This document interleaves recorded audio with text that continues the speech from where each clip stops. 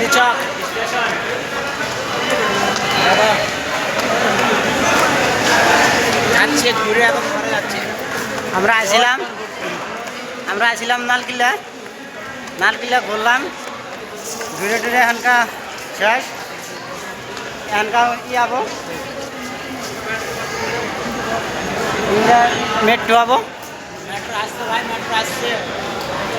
চাঁদনি চকের স্টেশনটা যাওয়া খুব একটা সৌন্দর্য আছে জায়গাটার মধ্যে। তোমরা যদি লাহো জায়গাটা অনুভব করা কিনলাম ভাই অ্যাপেলের 1500 টাকা, বুঝছো ভাই, নিয়ে আলাম অ্যাপেলের। ভিডিওটা ভালো হলে শেয়ার নাই করবা।